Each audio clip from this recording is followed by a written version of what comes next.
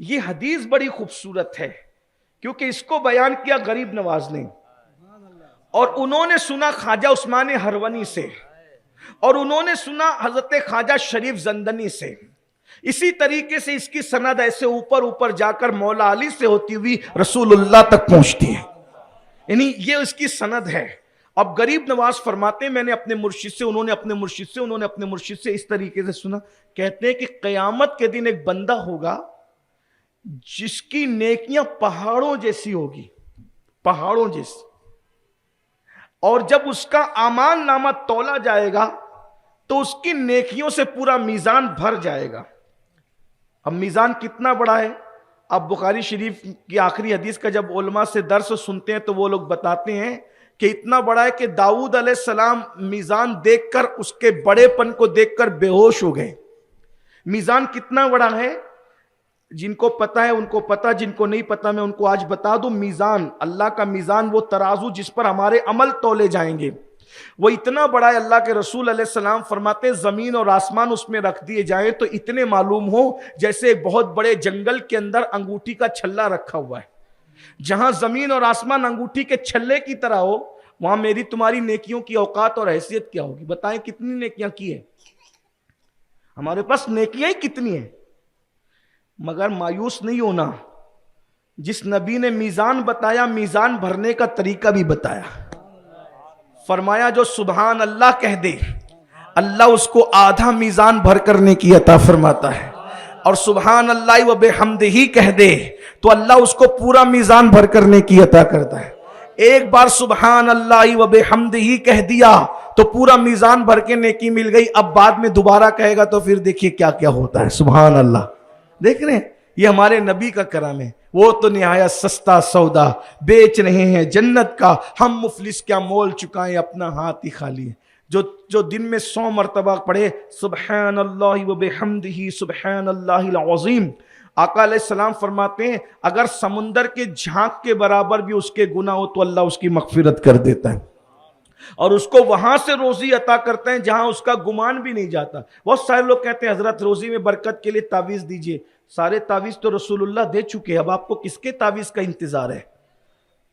آپ کے گھر میں رکھا ہوا ہے سب کچھ، عمل تو کرو نا۔ ڈاکٹر کی دوائیاں جیب میں لے کے پھرنے والا کبھی شفا پا سکتا ہے؟ نہیں، اس کو کھانا پڑے گا، پریکٹیکل میں آنا پڑے گا۔ تو حضور تو فرما رہے یہ جو سبحان اللہ و بحمدہ سبحان اللہ العظیم ہے، آقا فرماتے ہیں صبح کے وقت فرشتے جو روزی بانٹنے نکلتے ہیں تو وہ یہی تسبیح پڑھتے پڑھتے روزی بانٹتے ہیں، اور جو یہ تسبیح پڑھتا ہے وہ روزی کے لیے کبھی محروم نہیں رہتا۔ بہرحال تو سرکار غریب نواز فرماتے ہیں کہ حدیث پاک میں آیا ہے کہ ایک بندہ ہوگا اس کی نیکیاں پہاڑوں جیسی ہوگی اور میزان بھر جائے گا اس کی نیکیوں سے، اور نیکیوں کا پلڑا بھاری ہو جائے گا۔ یہ بھی بتا دوں کہ جو میزان ہے نا، اللہ کا جو ترازو ہے، دنیا کا ترازو اس کے الٹ ہے۔ یہاں جو چیز بھاری ہوتی ہے وہ نیچے کی طرف آتی ہے، اللہ کے ترازو میں جو بھاری ہوگی وہ اوپر کی طرف جائے گی کیونکہ وہ نور کی ہوگی۔ ہاں یہ بھی یاد ہے، جو بھاری پلڑا ہوگا وہ اوپر جائے گا، اور جو ہلکا پلڑا ہوگا وہ نیچے آئے گا، اور بہت بڑا ترازو ہے وہ۔ سبحان اللہ، یہ بھی ایک بات ہے۔ اللہ کے رسول علیہ السلام سے پوچھا گیا یا رسول اللہ ہم آپ کو کہاں تلاش کریں؟ مجھے قیامت میں 3 جگہ تلاش کرنا، یا میں میزان پہ رہوں گا ترازو، یا پلسرات پہ رہوں گا، یا پھر میں حوض کوثر پہ رہوں گا۔ 3 جگہ میں سے مجھے کہیں بھی تلاش کرنا۔ حوض کوثر پہ کیا کر رہے ہوں گے؟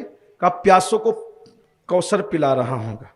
کیا مزہ آئے گا اس دن، پینے والے غلام ہوں گے، پلانے والے آقا ہوں گے، اپنے گورے گورے نرم و نرم خوبصورت ہاتھوں سے حضور پلائیں گے اور پیتے جائیں گے۔ اور پھر حوض کوثر پہ صرف حضور نہیں ہوں گے، اللہ کے رسول فرماتے ہیں حوض کوثر کے 4 کونے ہوں گے، ایک پر ابو بکر ہوں گے، ایک پر عمر ہوں گے، ایک پر عثمان ہوں گے، ایک پر علی ہوں گے۔ اور فرمایا جو ابو بکر کا دشمن ہوگا علی اس کو نہیں پلائیں گے، اور جو علی کا دشمن ہوگا ابو بکر اس کو نہیں پلائیں گے. یعنی کہ نہ ادھر والوں کی ادھر جمنی ہے نہ ادھر والوں کی جمنی ہے, ہمارا ہی بیڑا پار ہے, اہل سنت کا ہے بیڑا پار. اصحاب حضور نجم ہے اور ناؤ ہے, اطرت رسول اللہ کی, اللہ اکبر. بلکہ ہم تو یہ کہتے ہیں ہاتھوں سے 4 یار کے ہم کو ملیں گے 4 جام, دستے حسن حسین سے اور ملیں گے جام 2.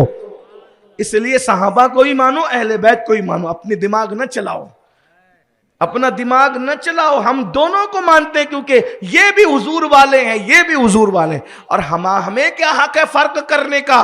ہمارا تو عقیدہ یہ ہے, حضور کی گلی میں اگر کتا بھی بیٹھے تو ہمارا مسلک یہ کہتا ہے اس سے بھی پیار کیا جائے. حضور کے یاروں کی بات تو بہت بڑی ہے, حضور کے پیاروں کی بات تو بہت بڑی ہے. ہمیں تو درس دیا جاتا ہے, رضا کسی سگے طیبہ کے پاؤں بھی چومے, تم اور کے کتنا دماغ لے کے چلے. اس لیے بہت خیال رکھیے تم. اور پھر میزان پہ کیا کریں گے؟ اگر امت کی نیکی کم پڑے گی تو حضور اپنی طرف سے نیکی بڑھا کر اپنی نیکی ہماری نیکی میں ملا کر پلڑا بھاری کرائیں. اب حضور کی نیکی جب اپنی نیکی میں ملے گی تو سوچئے پلڑا کتنا بھاری ہوگا. سبحان اللہ, کیسا کرم ہوگا. اور جب پلسرات ہوگی تو لوگ پلسرات سے گزریں گے تو حضور ہاتھوں کو پکڑ کر غلاموں کو پلسرات سے گزارے, تو اس وقت تو غلام تمنا کرے گا فاصلہ اور لمبا ہو جائے. کیوں؟ کیونکہ فاصلہ جتنا لمبا ہوگا اتنی دیر تک کے یار کے ہاتھ میں ہمارا ہاتھ ہوگا. پھر وہ بھی مزے کی, محشر میں بھی محشر ہے کہ کس قدر حضور کے غلاموں کی اس دن شان ہوگی. تو بہرحال غریب نواز فرماتے ہیں کہ پہاڑوں جیسی نیکیاں نیکی اور میزان بھر گیا. بس اب جس کا میزان بھرا وہ دل میں سوچتا ہوگا ابھی جنت میں جانے کا حکم ہوگا اور ابھی جنت میں جانے کا حکم ہوگا. ایسے میں میرے آقا علیہ السلام فرماتے ہیں ایک چھوٹا سا کاغذ کا ٹکڑا اس کے گناہ کے پلڑے میں گرے گا اور اس کی نیکی کا پلڑا ہلکا ہو جائے گا. ساری نیکی اس کی ہوا میں اڑ جائے گی, ضائع ہو جائے گی, ختم ہو جائے گی, اور اس کا گناہ کا پلڑا بھاری ہوگا. اور حکم ہوگا کہ اس ظالم کو منہ کے بل گھسیٹتے ہوئے جہنم میں لے جاؤ.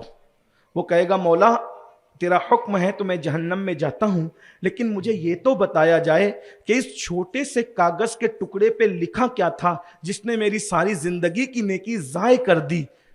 تو اللہ کے رسول فرماتے اس سے کہا جائے گا تو نے صرف ایک مرتبہ زندگی میں صرف ایک مرتبہ چلا کر اپنی ماں سے یا اپنے باپ سے بات کی تھی, اسی چلانے کی وجہ سے ایک بار باپ کے سامنے چلا کر گفتگو کر کے انہیں دہشت میں مبتلا کیا, انہیں تکلیف میں مبتلا کیا, یا ماں کو چلا کر کے ڈرایا, دہشت میں مبتلا کیا. ایک بار ماں یا باپ کے سامنے چلانے سے اللہ نے تیری ساری زندگی کی نیکی کو ہلکا کر دیا. اور جو پہاڑوں جیسی نیکیاں لے کر آئے گا, صرف آپ بتائیں جن کے سامنے چلانے کا یہ حال ہے, ان کو دھکے دینا, ان کو تکلیف دینا, ان کو اذیت پہنچا, کتنی تکلیف کی بات ہے. اپنے گھروں میں بلیاں اور کتے پال رہے ہو اور اپنے ماں باپ کو گھر سے باہر نکال رہے ہو, یہی تمہارا رحم دلی ہے. کتوں کو بستر میں لے کے سوتے ہو, بلیوں کو بستر میں لے کے سوتے ہو, اور ماں باپ کی کھٹیا باہر لگا کر کے رکھی. غور تو کیجئے مسلمانوں, ہم دین سے کتنے دور ہو گئے.